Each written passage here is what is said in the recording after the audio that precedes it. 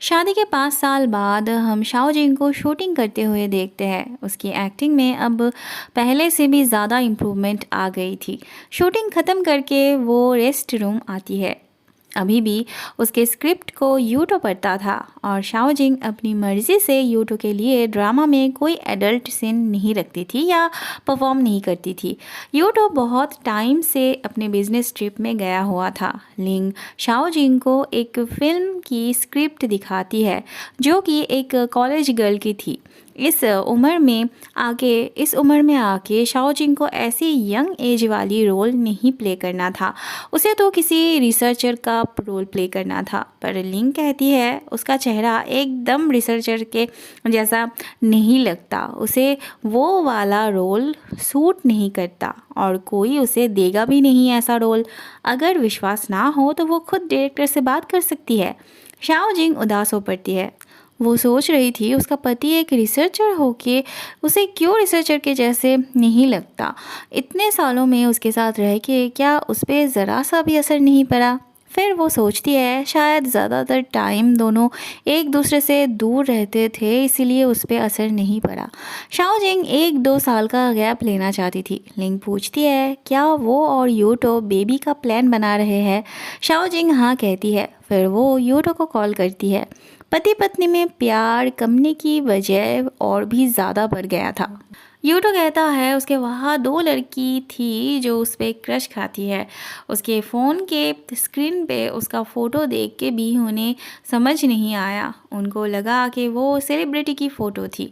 फिर तो उसे ही बोलना पड़ा कि वो उसकी पत्नी की फ़ोटो थी, पर उन्होंने विश्वास ही नहीं की। तो क्या वो वहाँ आके उन्हें विश्वास दिला सकती है कि वो उसकी पत्नी है। दोनों बहुत टाइम से नहीं मिले थे, इसीलिए शाओजिंग को यकीन नहीं हो रहा था कि यूटो उसे सच में बुला रहा था।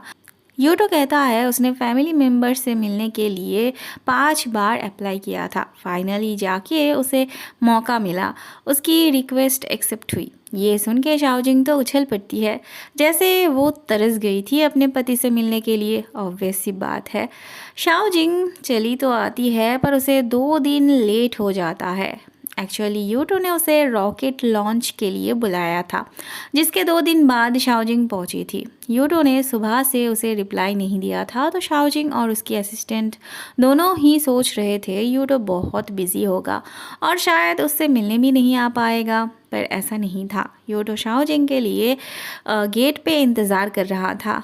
उसे देखते ही शाओजिंग उस पर चढ़ जाती है। फिर उसकी असिस्टेंट उन्हें बाय कहते हुए वहाँ से चली जाती है। गार्ड शाओजिंग को देख के बहुत खुश होता है। फॉर्मेलिटीज़ पूरी होने के बाद वो कहता है वो उसे बचपन से देखता आया है। यह सुन के यूटो को बहुत हंसी आती है, पर शाओजिंग को अपनी एज याद दिला देती है।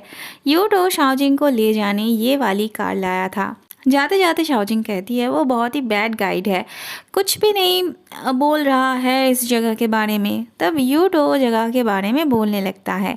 एक जगह पे आके शाओजिंग पूछती है क्या यहाँ सीसीटीवी कैमरास नहीं है। तब यूटो उसे अचानक से किस करता है। शाओजिंग घबरा जाती है। यूटो कहता है वो तो इसीलिए पूछ रही थी ना। शाओजिंग थोड़ी हिचकिचाने लगती है, पर कैमरा नहीं था जान के वो भी किस करने लगती है। बाद में वो उसे होटल लेके आता है। बेड अलग अलग था तो यूटो एक जगह पे लाने की बात करता है। शाओजिंग कहती है उसकी क्या ज़रूरत है, वैसे भी वो स्लिम है, एक ही बेड काफ़ी है दोनों के लिए। फिर वो यूटो को सोशल गैदरिंग में ले जाने को बोलती है। यूटो उसे पर्सनली यहाँ छोड़ने आया होता है। वो सबके साथ उसको इंट्रोड्यूस करवा देता है और उन्हें शाओजिंग को देख के रखने के लिए बोल जाता है। वो सब शाओजिंग की अच्छी खातिरदारी करते हैं। वहाँ यूटो अपने मीटिंग में बिज़ी हो पड़ता है। रात में यूटो आके देखता है शाओजिंग अलमारी में अपने कपड़े रख रही थी। यूटो अपनी काम की वजह से शाओजिंग को टाइम नहीं दे पा रहा था। उसे इस बात का बहुत ज़्यादा अफसोस था। आगे भी शायद वो शाओजिंग को टाइम नहीं दे पाता। वो शाओजिंग से इसके लिए माफ़ी मांगता है, पर शाओजिंग ऑलरेडी बहुत सारे प्लान बना चुकी थी बाकी कलीग्स के पत्नियों के साथ। एक्चुअल में पति पत्नी में बहुत ज़्यादा अंडरस्टैंडिंग था। अगले दिन शाओजिंग सबको बताती है उसने घूमने का प्लान बनाया है। उसने तो टूर गाइड को भी इन्फॉर्म कर दिया था। वैसे यहाँ पे सिर्फ पत्नियाँ नहीं थी, कुछ की तो पतियाँ भी थे।